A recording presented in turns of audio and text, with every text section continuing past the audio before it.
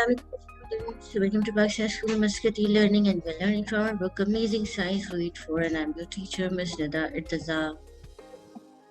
Welcome to the science class, students. This is a continuation of unit number 7, Magnets and Magnetisms. Our goals of today: first of all, we'll review book pages 61, 62, 63, then do some notebook work, question number 7, matching, and then activity, which is on your book page number 64. So let's get started, students. So do you know about what is magnet? Yes, magnets are an object that can attract metals called magnet. It has two poles. The ends of the magnets are the strongest magnetic force. The like poles repel and unlike poles attract each other. Students, when you hang a magnet, it comes to the rest and align with the earth north and south direction.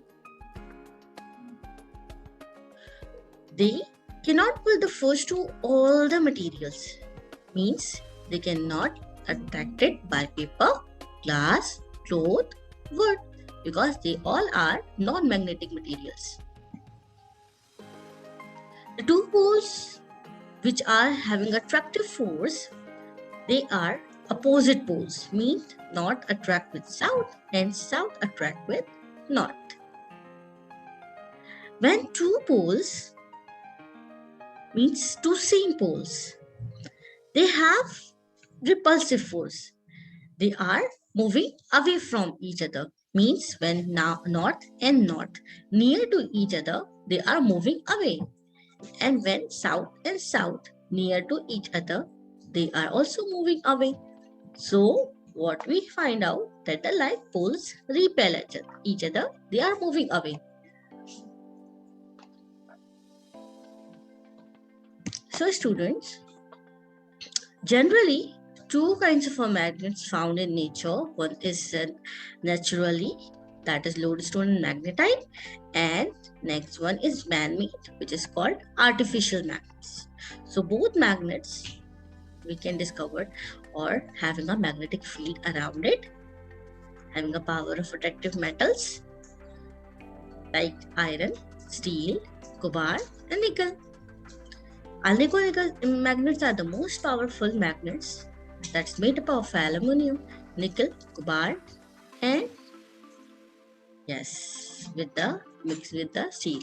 So what is electromagnet, students? When two powerful forces combine together to make the temporary magnet, which is called electromagnet. I want to share one video with you. You can see that it requires battery, wires, and iron rod. You have to use to pick up making a temporary magnet. As you can see, isn't it interesting, students?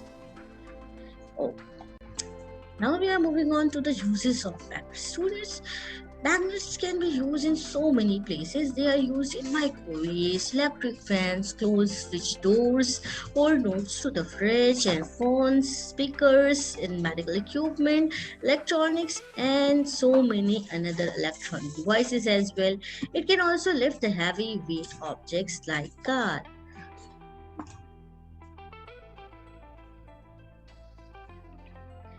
Now, what is compass? Students, the compass is a small instrument that helps us find direction. As you can see, that's like a dial having mentioned all four directions: north, south, east, and west. This magnetic needle can move according to the earth magnetic field, and if the magnet's near to it, then it will move towards north to south direction.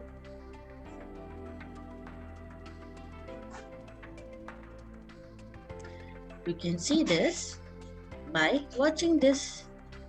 I hope that you can see that how compass is moving, isn't it? Can you see? Watch closely that how needles are moving. So the compass is a small instrument that can help us find directions. Now we are coming to our today's activity number 4, which is on your book, page number 64. It is about to find the poles of a magnet. What we can do, students, I'm just show you the video as well.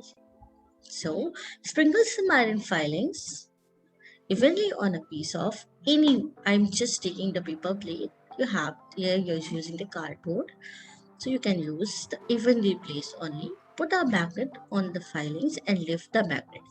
You can see that just putting the magnet and try to lift the iron filings, as iron filings are the magnetic material, so it can stick to the magnet. So you will see that the filings will be clustered at the ends of the magnet. Do you notice? Just share your screen with you so you can closely watch it. Just sharing the particular path so you can closely watch it, that how it is clustered on the end part. You notice? I'm just putting the whole magnet on the iron filings where I spread evenly, but I find out that it is only clustered to the end point, not here in the middle of the U-shaped magnet. I can use any magnet. Okay, I can use any magnet. I can show you that I can use any magnet. I'm just using the bar magnets as well.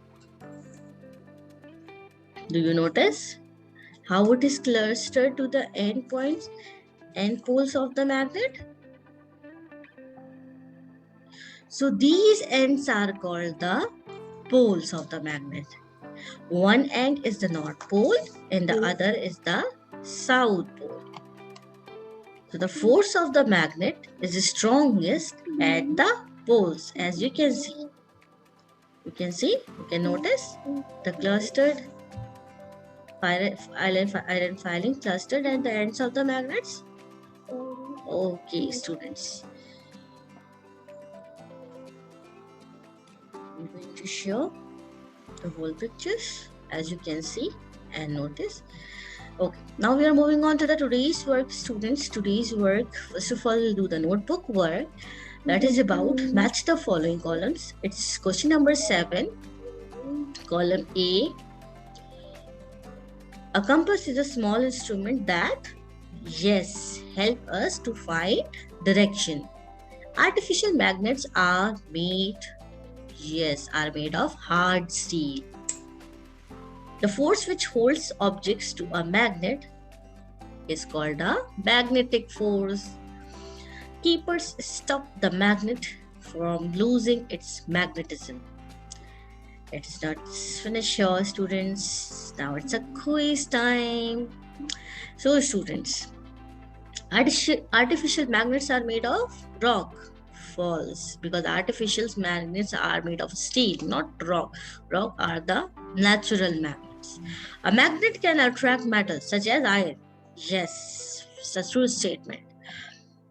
Keepers stop the magnets from losing its magnetism. A compass is a small instrument that helps us to find direction. Yes. I hope that you enjoy learning, students. So, students, don't forget to revise the lesson. The lesson is about magnets and magnetism. And don't forget that we can demagnetize a magnet by putting it on the heating, by burn it, okay, and by stroking it in one direction, by using any hammer or mishandling as well.